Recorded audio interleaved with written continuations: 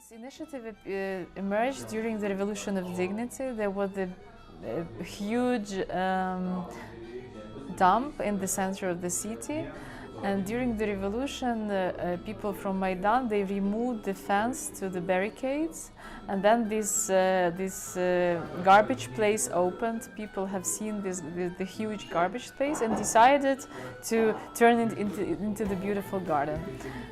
They decided to call it Heavenly 100 Garden because it started during this tragic event. Actually, nobody supposed that the government would kill people, and the first who was shot down was Sergei Nigoyan, and his portrait now actually in the Heavenly 100 Garden. It happened in the January after already almost 2 months of Revolution of Dignity, and then at 18th and 20th of February, a lot of people were shot down. So it's the most tragic events of the new history of Ukraine, and people never could imagine that in 21st century it's possible to shut down people in the European capital, in the center of the city. But the philosophy of this project is new, because it's called Heavenly 100, but people supposed to come there and share their ideas, but not to cry. It's not the place for sorrow and for tears. It's the place for creating new ideas, for uniting people, for kids, for love, for young people. So it's totally new philosophy, let's say. So it's not only the idea, it's new philosophy. What is the main goal of your initiative? Our main goal is to make this local communities, so people united around the common goal. That's the first target.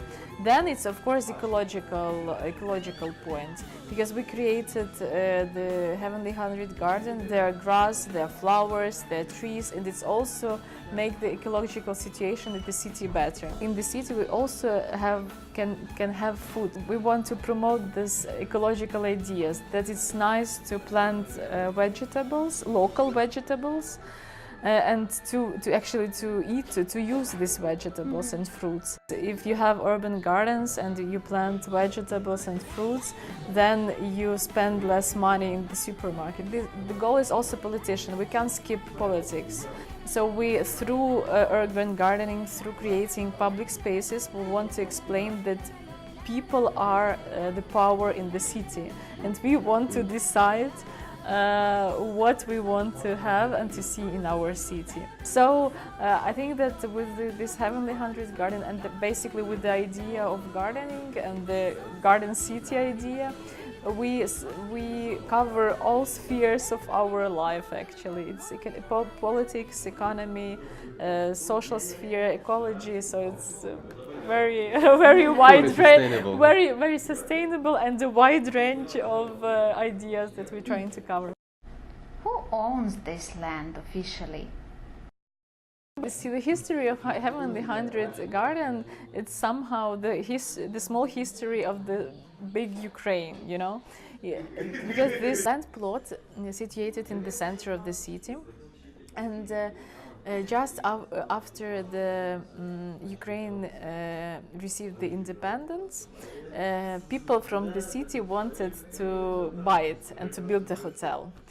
And this process, so it started in 1991 and ended up in 2007, when they basically bought this land plot. The mayor of Kiev sold this land plot for his neighbor, let's say.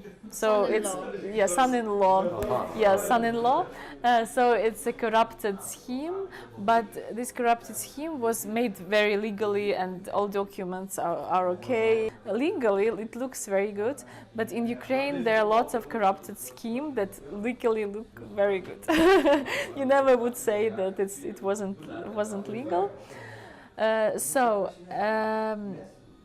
And people during all this period they were trying to fight for this land plot. And now what we're doing through the courts, of course, we're working a lot. Then we're trying to explain our mayor, Mr. Klitschko. Then he needs to show his political will, maybe to communicate with the owner, to explain that he would never build any office center there.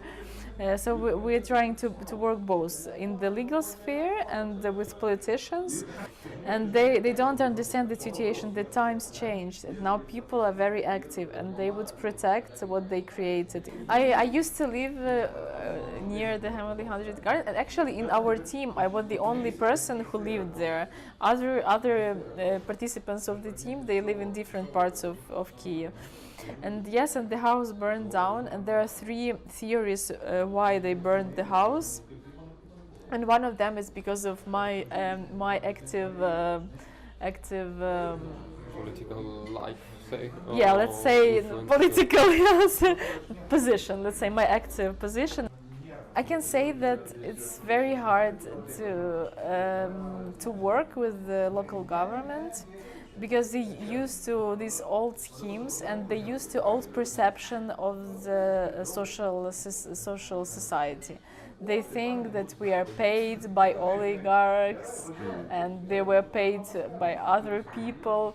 They don't really believe that there are people who want to do their cities better, something for free. And they're always looking for this kind of fraud or kind of my, for example, personal interest. And actually I'm partially happy that my house burned down and I'm not living now near the Heavenly 100 Garden, because before they used to say, oh, you're living near the Heavenly 100 Garden, that's why you want to protect it. Now I'm not living there and still I want to protect it.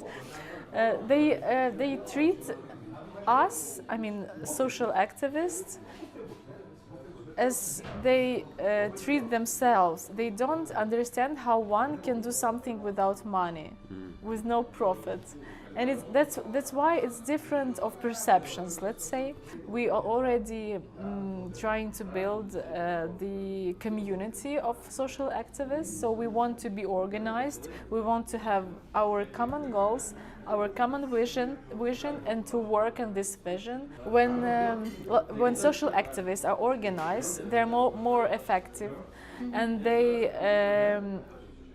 If the house of one activist is burned down, the other would work. Yes, it's to create yes, we need to create yes, we need to create the community that would have power to resist the bad ideas of the local government. 2 days ago it was much hotter, and now it's snowing. So it's the same situation with our grassroots project, that at some stage you're losing this hope that things are going to change for better, but you're not losing this hope. So we hope that in 2 days the weather would be much better.